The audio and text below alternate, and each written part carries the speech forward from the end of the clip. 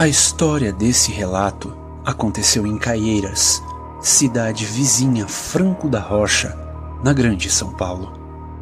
Nessa época, eu e algumas amigas frequentávamos uma discoteca chamada Rainbow, que, hoje em dia, não existe mais. Ficava no centro dessa cidade.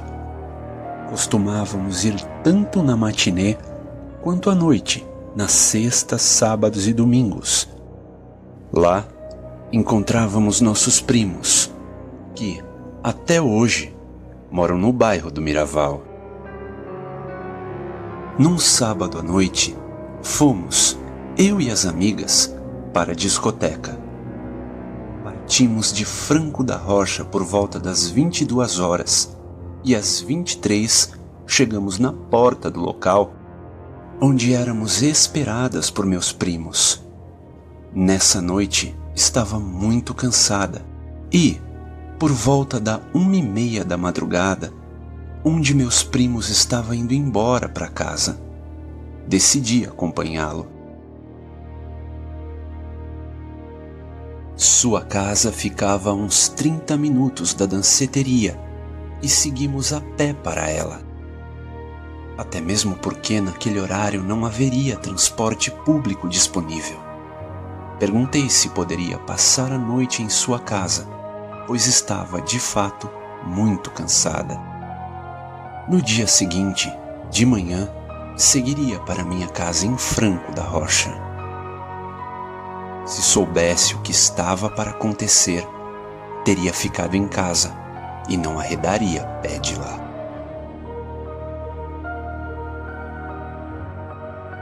Saímos, eu e meu primo, da Rainbow por volta das 2 da manhã e fomos andando até o bairro do Miraval. No percurso, decidimos cortar caminho pela Vila São João para chegar mais rápido.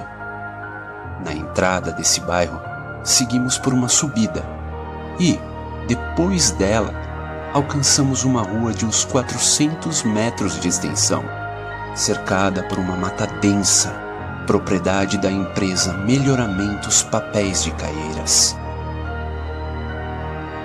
No meio dessa rua, ouvimos um ruído vindo de dentro da mata. Parecia vir de longe, pois escutávamos mato e galhos de árvores sendo quebrados e amassados.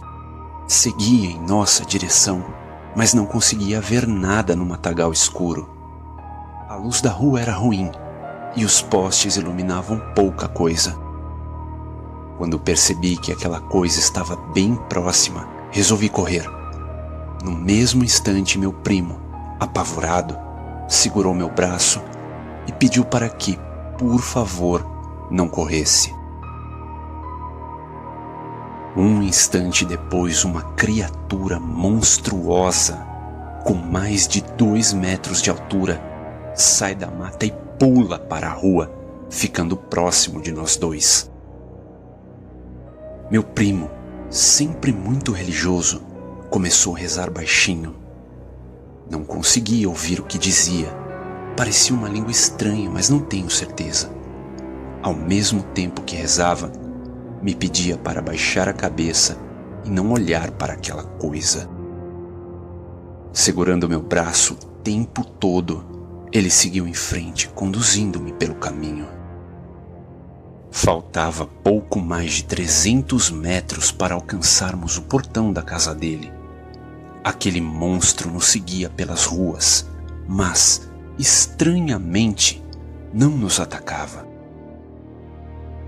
Finalmente chegamos e rapidamente entramos casa dentro como 2 loucos.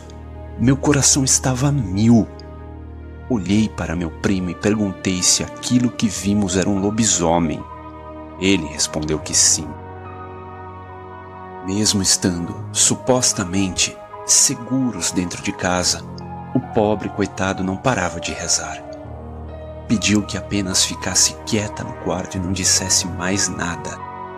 Quando eram 4 da manhã, meu outro primo, que havia ficado na discoteca, chegou em casa estourando a porta da entrada, como costumamos dizer por estas bandas, gritando ter visto o mesmo monstro que nós. Segundo ele, ao descer do ônibus, passou em frente a uma escola do bairro e viu a criatura dentro da quadra do local. Aquilo se levantou e correu atrás dele.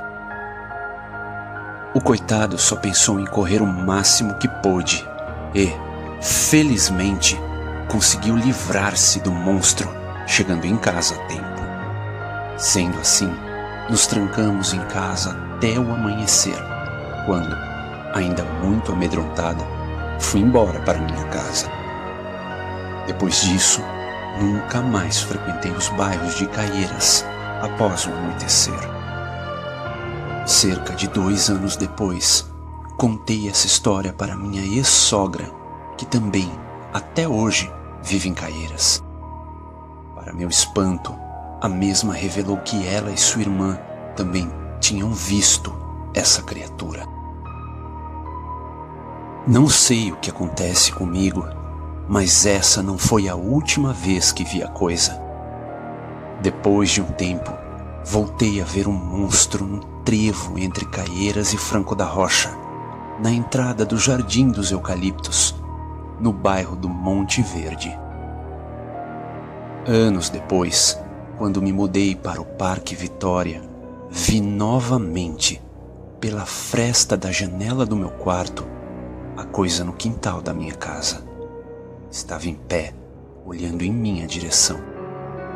Parecia saber que estava dentro da casa.